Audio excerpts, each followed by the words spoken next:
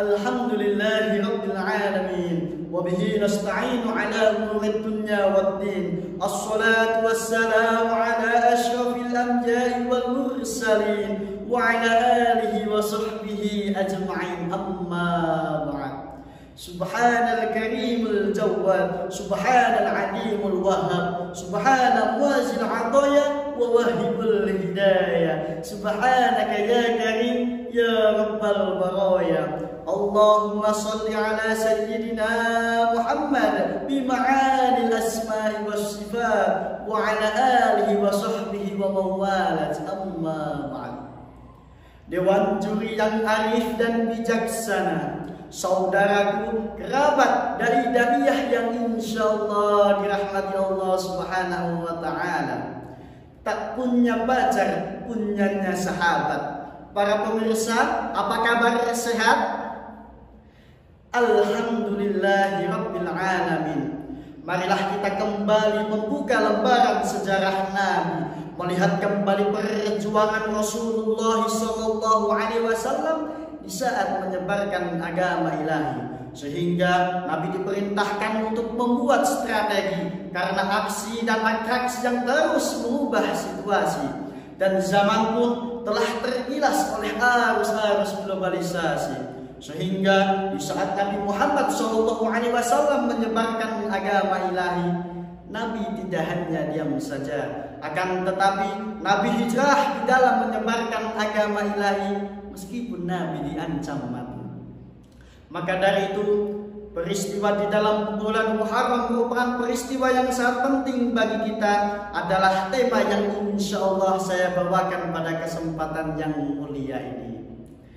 Para pemirsa yang dirahmati Allah Subhanahu wa ta'ala, perlu kita ketahui bahwasanya Islam memiliki kalender agenda sendiri yang biasa kita sebut dengan tahun Hijriah. Namun perlu kita garis bawahi bahwasanya di antara tahun Hijriah, Allah Subhanahu wa ta'ala mengistimewakan 4 bulan di antara tahun Hijriah. Salah satunya yaitu bulan Muharram. Timbullah suatu pertanyaan, sebab apakah yang menyebabkan bulan Muharram diistimewakan oleh Allah Subhanahu wa ta'ala? Jawabannya adalah karena di dalam bulan Muharram terdapat suatu peristiwa yang sangat penting, yaitu peristiwa hijrahnya Nabi Muhammad SAW yang dimulai dari kota suci Mekah Al-Mukarramah menuju kota suci Madinatul Munawwarah. Sehingga dari peristiwa hijrahnya Nabi Muhammad SAW, agama Islam menyebar luas ke penjuru dunia, dan dakwah Nabi mulai sukses dan menyebar luas ke penjuru dunia. Maka dari itu, kita sebagai umat Islam perlu bersyukur dan dapat menikmati atas kejayaan Islam dan memeluk agama Islam. Masya Allah. Para pemirsa yang dirahmati Allah Subhanahu wa ta'ala, Allah Subhanahu wa ta'ala menjadikan hijrah sebagai salah satu 3 tanda faktor dari tanda-tandanya orang yang berbahagia dunia akhirat. Sebagaimana Allah berfirman dalam surat Al-Baqarah ayat 218. A'udzu billahi minasy syaithanir rajim. Bismillahirrahmanirrahim.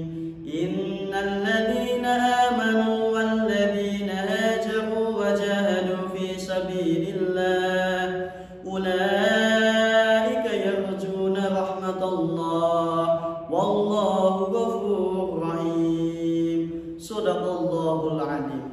Yang artinya sesungguhnya orang-orang yang beriman adalah orang yang berhijrah dan berjihad di jalan Allah Subhanahu wa ta'ala. Mereka mengharapkan rahmat Allah, dan Allah Maha Pengampun lagi Maha Penyayang.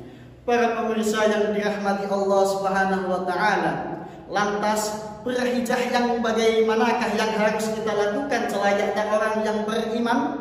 Sedangkan Nabi Muhammad SAW pernah bersabda, la hijrata ba'dal fathi, tidak ada lagi hijrah setelah Futuh Mekah. Akan tetapi saudara, kita harus mencari hadis yang lain. Bahkan Nabi Muhammad SAW juga pernah bersabda, dan orang-orang yang beriman adalah orang-orang yang menjauhi larangan Allah Subhanahu wa Ta'ala. Para pemirsa yang dirahmati Allah Subhanahu wa Ta'ala, marilah kita jadikan momentum peristiwa hijrahnya Nabi Muhammad SAW sebagai aspek predikat untuk memperkokoh dan menyebarluaskan syiar-syiar agama Allah Subhanahu wa Ta'ala. Dengan cara yang bagaimana? Dengan cara berhijrah dan bagaimana? Berhijrah dari suatu kebatilan menuju kebenaran, insya Allah. Para pemirsa yang dirahmati Allah Subhanahu wa Ta'ala, dari awal sampai akhir bisa kita tarik kesimpulan bahwasanya ketika kita ingin mendapatkan rahmat Allah, maka lakukanlah dengan cara berhijrah. Berhijrah yang bagaimana? Berhijrah dari suatu kebatilan menuju kebenaran. Yang kedua, dengan cara berjihad. Berjihad yang bagaimana? Berjihad melawan hawa nafsu kita dan berjihad menjauhi larangan Allah Subhanahu wa Ta'ala. Amin amin ya rabbal alamin. Cukup sekian yang dapat saya sampaikan. Putih-putih bunga melati, mekar mewangi di pagi hari. Cukup sekian pidato saya hari ini. Bila rindu harap hubungi. Wallahul muwafiq ila aqwamit thoriq. Assalamualaikum warahmatullahi wabarakatuh.